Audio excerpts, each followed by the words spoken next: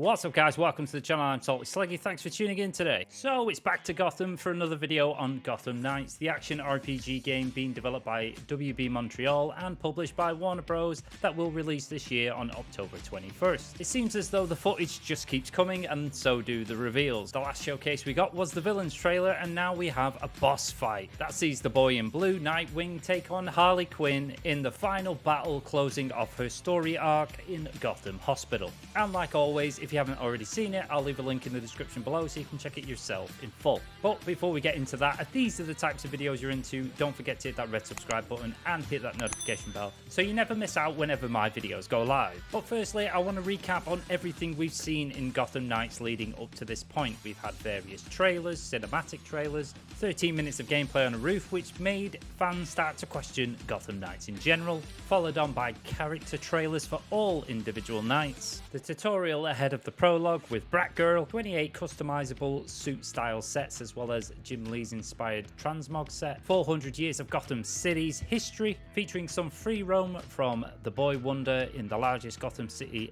to date, a look at 2 high-level builds of Red Hood, as well as the entirety of his skill tree, and the recent Villains Reveals trailer. Now when you think about it, that's a lot of content that you've consumed regarding this game leading up to release, so if you don't think this is enough information to convince you whether to purchase Gotham Knights, I don't know what will. For me, the icing on the cake is this boss fight. Why is it, you ask? Well, it's because the person playing knows exactly what the fuck they're doing. There is more than 5 enemies in this arena that Nightwing is fighting in, and for the first time, I'm impressed by Nightwing's gameplay. Since I last saw it with the 13 minutes of gameplay, I wasn't really sold, and a Nightwing would have been the last option on the roster that I would even consider to play as. So all I can say to the person playing is, a little fight new.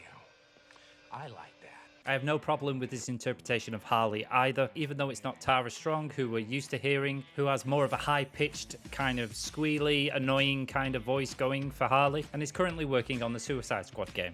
And it's funny in a sense, as we're fighting Harley here, in Suicide Squad we'll actually be playing her. This actress is going for a more dark, serious, psychotic approach to Harley, so her voice is a lot deeper, and she does cackle and it does sound like a witch. Harley herself isn't pulling any punches in this gameplay either. She is full on fighting back as best as she can. That even goes for the other opponents Nightwing has to deal with in this boss fight. I'm going to be calling Nightwing Brightwing from now on with this stun attack that he seems to do a lot. I know a lot of the community would have rather seen Robin in this segment, but being as it's Dick versus Harley, they're very evenly matched as he's being as agile as he is because of his history. And right now we're about 3 days off the end of the month, so let's hope that we get something just before the end of the month to showcase a bit of Robin and his combat. And this is probably going to sound awkward as well. I thought of this while I was in bed, struggling to sleep within the heat that we're experiencing right now in the UK. And it's with regards to the frost element that's building up just underneath Harley's health bar. And you see the snowflake icon filling up and then maxes out and then she becomes frozen in place. And just like we saw with Red Hood with his high level build with those electrifying attacks, and as we see here,